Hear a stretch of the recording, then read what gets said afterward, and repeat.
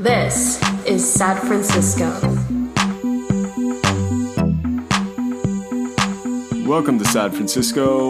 It's Toshio, and today we're talking about a narrative device that tech barons in Silicon Valley used to varying degrees of success as they attempted to colonize Appalachia and the Ozarks over the last few years. In many cases, governments were happy to entice companies in the Bay Area with subsidies and tax breaks. Politicians in states like Kentucky and West Virginia have done a lot of the dirty work of trying to sell tax breaks for billionaires as though they have a huge public benefit, promising that these tech companies are going to bring high-paying tech jobs to town. It's become increasingly hard to sell the public on these deals over the past years as the worth of the promises of tech billionaires has plummeted. But the public relations departments of corporations continue to try to find ways to humanize the tech industry. And so one of the devices or symbols they've used is that of the miner.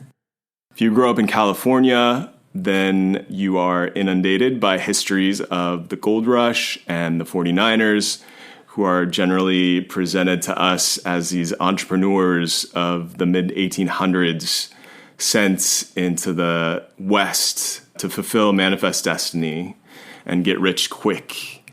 And they, of course, fail to mention that many of the actual miners were enslaved indigenous people or indentured Chinese people, if not debt-burdened white men who left their wives and kids and took out mortgages on their houses so they could swarm Northern California.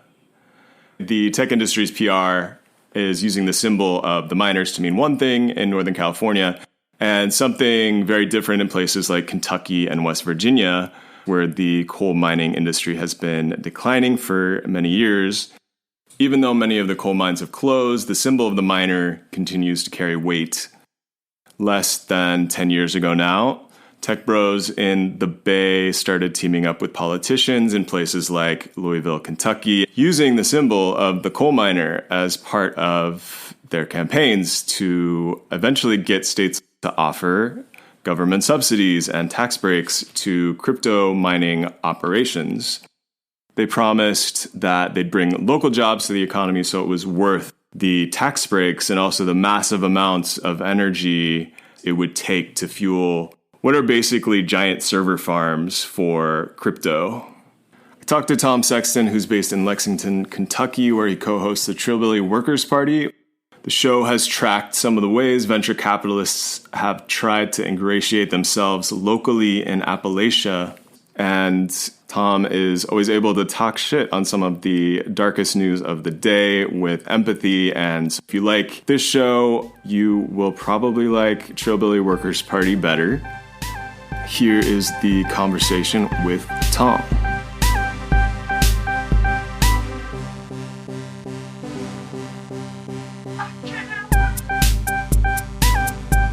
I was like working between Arkansas and California for a minute. I know in Arkansas, in Northwest Arkansas in particular, because Walmart headquarters are up there and they were trying to attract some of like the innovation economy leaders out there. They were offering $10K and a mountain bike to people who would move out there, offering none of this to people who already lived in the area, of course. So it was like kind of like this thing they did in West Virginia. We talked about it on the show where I forget what that program was called, but yeah, kind of a similar deal where they were trying to, attract the best and brightest or whatever. Yeah, I listened to that episode and that got me interested in talking to you about the topic sort of as quarantine was being lifted. Crypto was reaching a crescendo. And then a lot of these sort of pitches for the new mining economy got off the ground. That whole pitch they made here in my neck of the woods was always kind of funny to me because it's like one thing I saw was, well, these guys have been mining coal their whole life, and so it's the same thing. They're just going to be switching their so you go from mining coal to mining this immaterial, highly volatile asset that requires none of the same skill set, only in name alone. And yeah, so like it was like a little goofy from the jump. Yeah. So you heard the pitches. Did you see any of what materialized as a result of those pitches? Well, here's from what I can gather, because it was, gosh, it kind of came and left so quickly. But, you know, there was all these like different, like, I mean, obviously, you know, none of the big dogs, but a lot of these Silicon Valley crypto outfits that had names that just, you know, where they like take the vowels out. And I would always see these guys tweeting about like Appalachia is the next frontier for like crypto mining, blah, blah, blah, blah, blah. And the reason being was because there was like all this abandoned mine land that you really couldn't do a whole lot with. And I think it's still an open question what we do with it anyway, and even now. But they were like, okay, we could set up these facilities, which, you know, tend to be extremely noise pollution-y, you know, require tons of electricity to run, all this kind of thing. I guess the rationale was we could set these up, you know, out here in the boondocks and nobody would care. And we'll create some jobs. And it turns out that the jobs they were talking about were basically like low wage, like security guard type jobs. Like, you know, I'm not sure if these facilities are necessarily like set it and forget it, but I guess require minimal actual human oversight. And then the other thing that I thought was kind of an interesting tie into it is for years, we'd always heard about all these solar sites being put up on these mining sites because, you know, the soil's kind of fucked and, you know, that like a lot of times these reclamation jobs where they have been mining coal are really pitiful. Like you wouldn't want to like build a house up there, for example, or anything like that. And those solar sites were sort of touted as the next big economic boon for, you know, the Appalachian region or whatever. And it turned out that they were in cahoots with the crypto people, that these solar sites were really just about providing energy for these crypto mining facilities. And then when the bottom kind of fell out of crypto, a lot of that was laid bare. And, you know, you saw all of a sudden all these people that had this heavy interest in like building solar panels on these old mountaintop removal coal mining sites just kind of, oh, would you look at the time, you know? Right. And you just never heard anything about it again, you know? Yeah. Certainly someone was probably making money, and, you know, whether or not they were making money via crypto is besides the point, because in some cases, like the government subsidies made it lucrative enough for them to come in for a year or two and then peace out.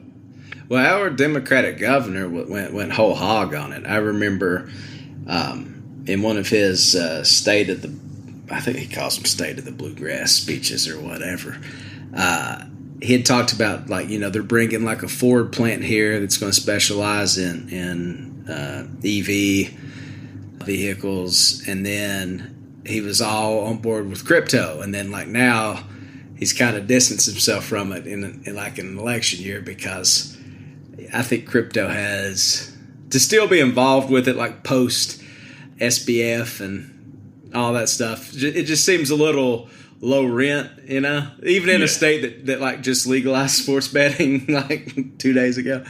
It just, it's got kind of some negative associations. But again, like we have, you know, I think it's one of those things that liberals could kind of get on board with. And, you know, it's like our governor is one of maybe the only Democratic governor in the South now. So it's not like some Republican scheme or anything like that.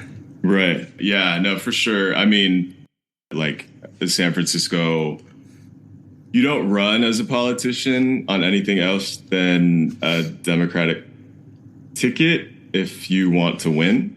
And so the conservatives are referred to in the local corporate media as the like moderates, the moderate Democrats.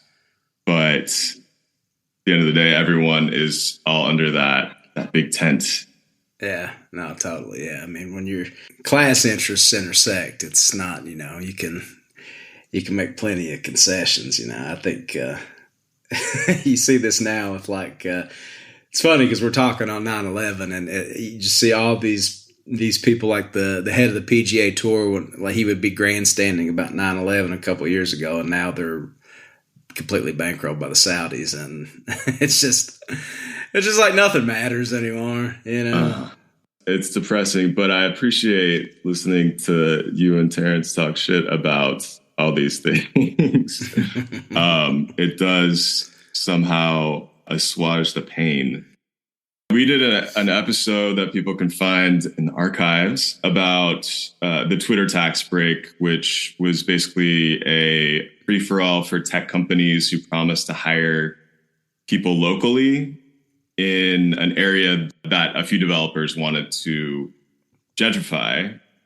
And so it was 6 startups, including Twitter, took advantage of this tax break that basically saved these companies about $80 million and led to the gentrification of one of the last neighborhoods where more than a handful of Black people lived in San Francisco. Twitter, at the time, they were using this sort of technique that a lot of other tech companies have since attempted, which is to threaten to leave the city. There were some people that went in to look at how many people did you actually hire from the neighborhood? And it was a big fat 0.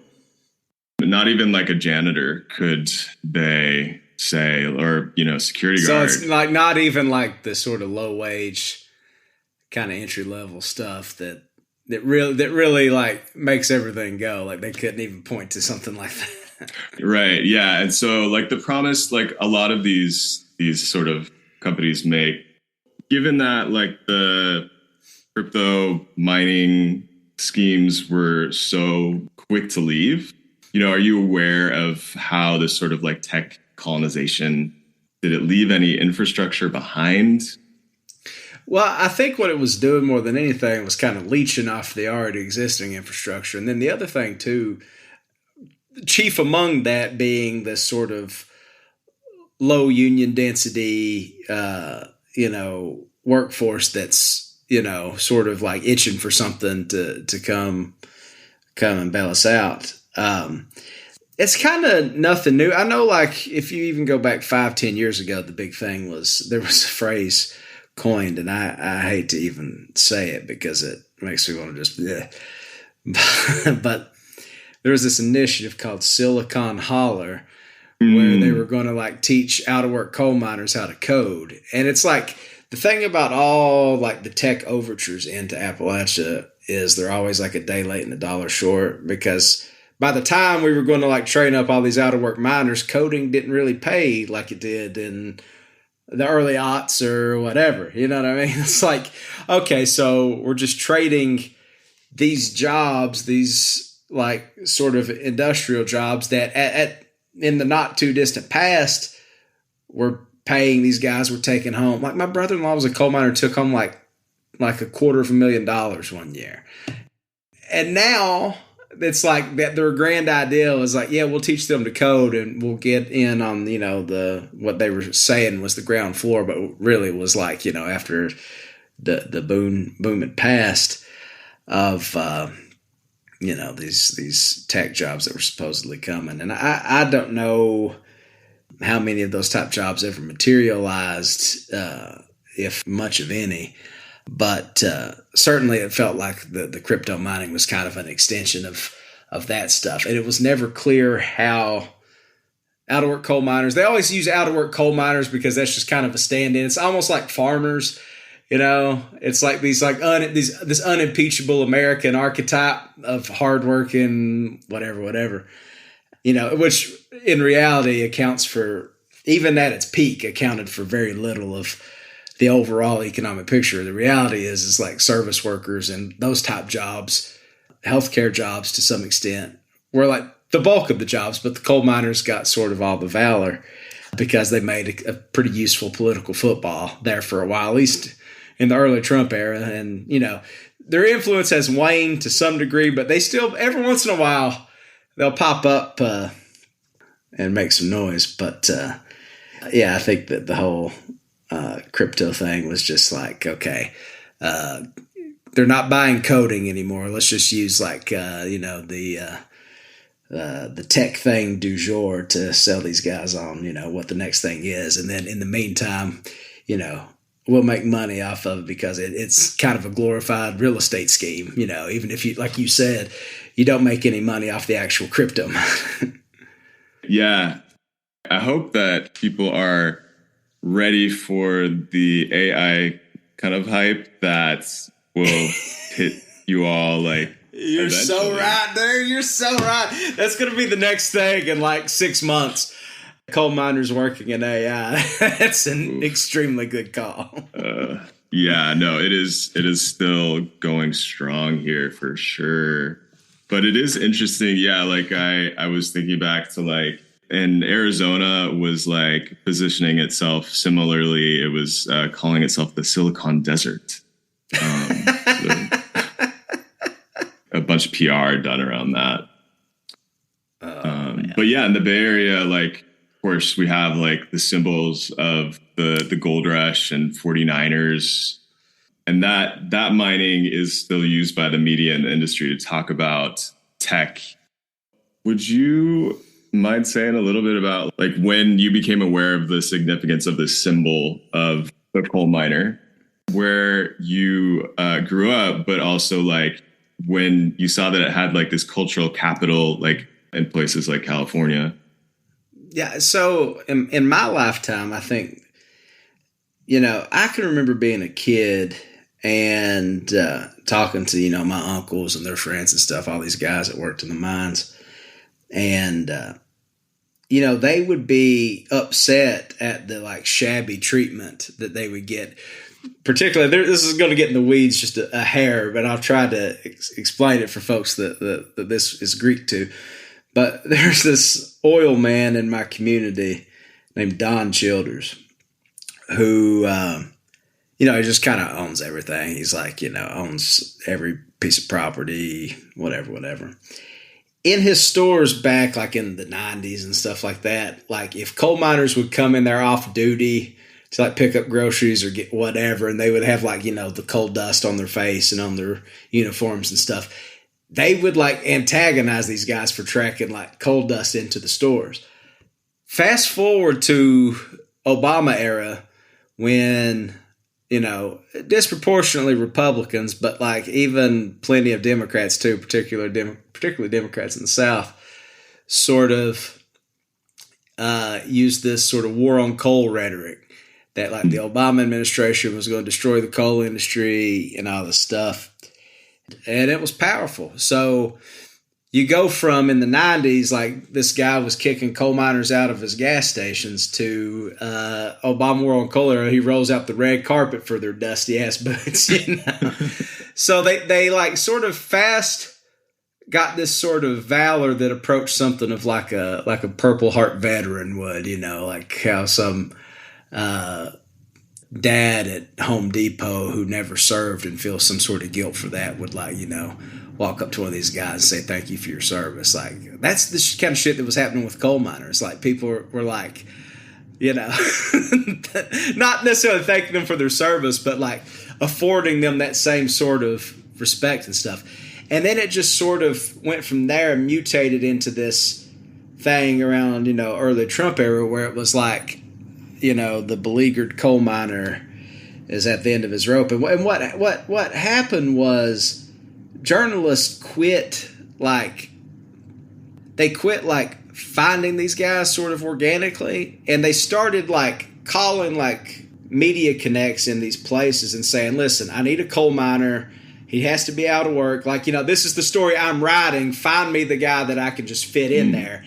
Instead of like coming there and just like really meeting people and all this stuff. I saw that happen so many times. And those stories, it just seemed like from like 2015 to like 2018, it's just a never ending stream of that kind of like This is James from, East Tennessee. He says that he doesn't know how he's going to feed his family, and he's voting for Trump. And here's so-and-so from Kentucky, and whatever. And you just saw all these guys pop up. And, a guy like J.D. Vance, who's in the Senate now, obviously exploited that, for his own, to facilitate his own upward mobility.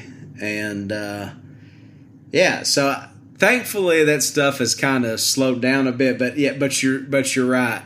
When AI starts really gathering steam in this part of the world, you're going to see something like out-of-work coal miners, getting work in the artificial intelligence industry somehow. Definitely hope that passes you all by, but suspect it will not, given that. I don't think any of us are going to dodge that one. Boots Riley, a great Bay Area boy, said something a few years ago and I hope this comes to pass. I'm not persuaded it will, but Boots wiser than me, so maybe it will. But he said that, like, in the AI conversation and liquidating all these jobs, that, like, what all these people are forgetting is that robots don't buy stuff. And I'm hoping that, like, that sort of, like, stems the tide of this.